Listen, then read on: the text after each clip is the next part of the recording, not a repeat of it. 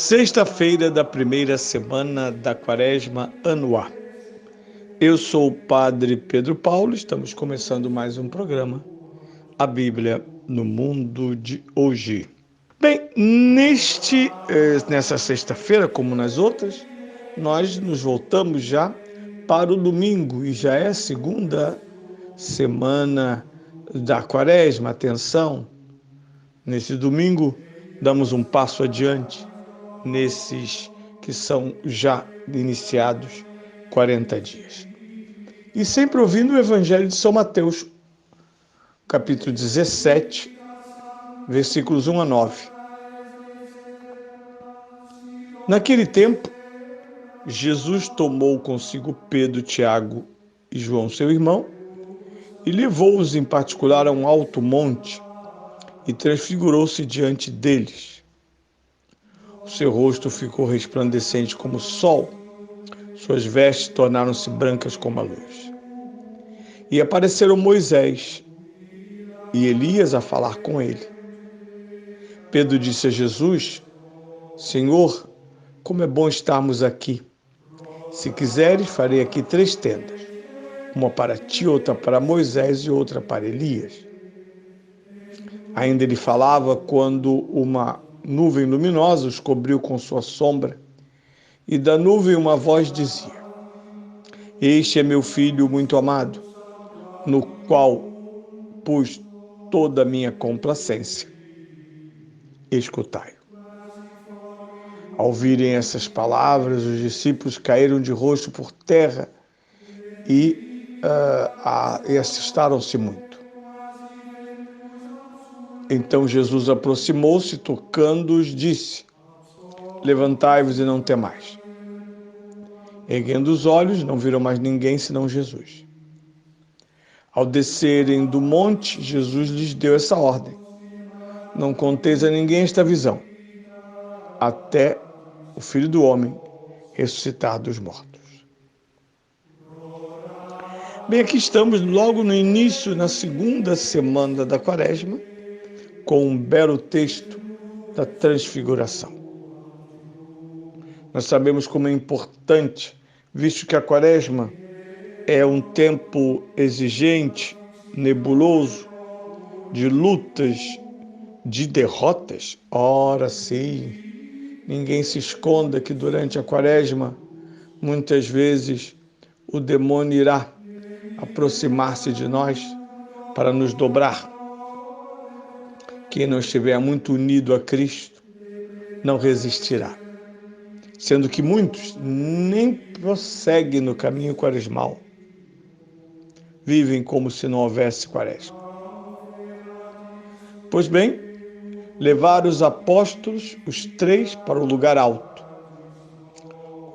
para ver a glória de Cristo, ainda não plena e visível na história.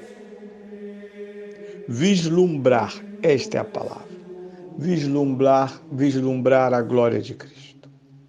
As vestes resplandecentes, rosto como o sol, e a companhia da profecia e da lei.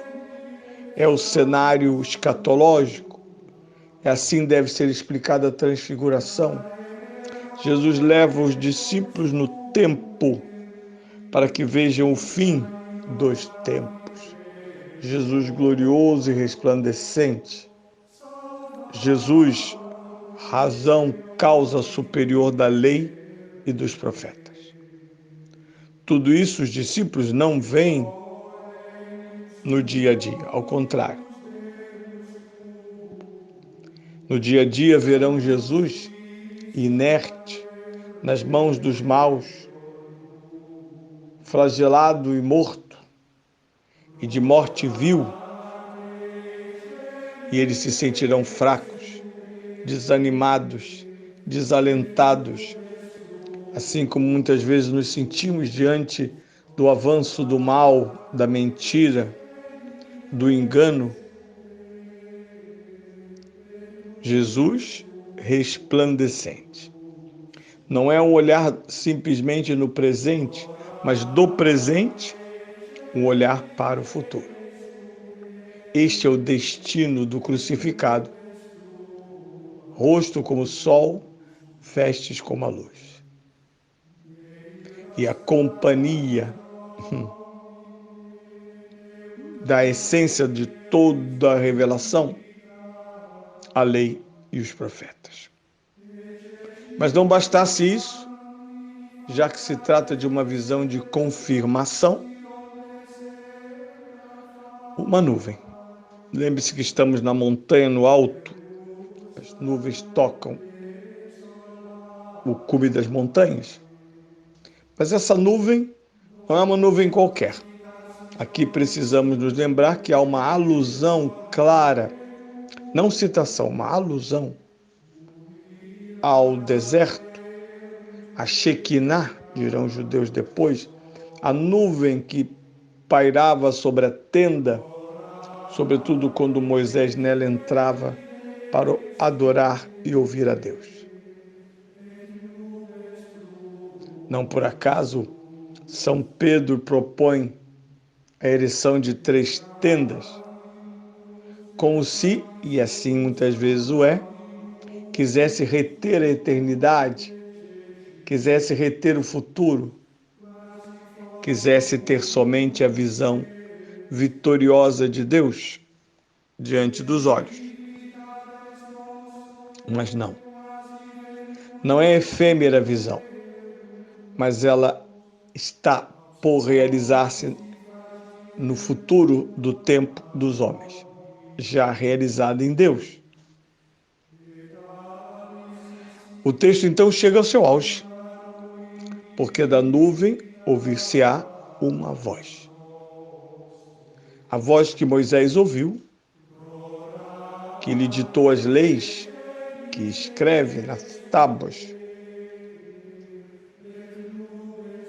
A voz interior que conduz Moisés no meio das dificuldades, das revoltas populares e até das suas cruéis dúvidas. Lembrem-se de Massá Meribá, em que ele duvida da água que sai da pedra. Uma voz que diz: este é meu filho muito amado. E se olharmos para a direção da voz, quem lá está? Jesus. Jesus transfigurado é o filho muito amado.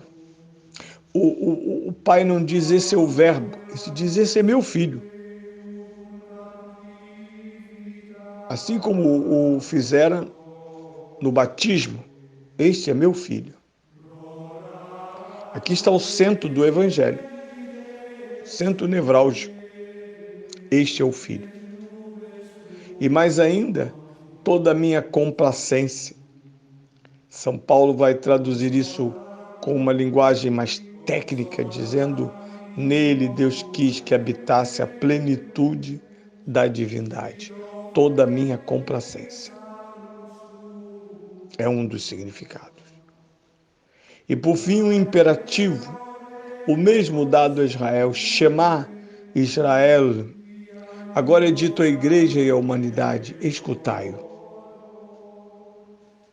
Escutai-o. Ter os ouvidos postos em Cristo. Isto é o início de uma santa quaresma.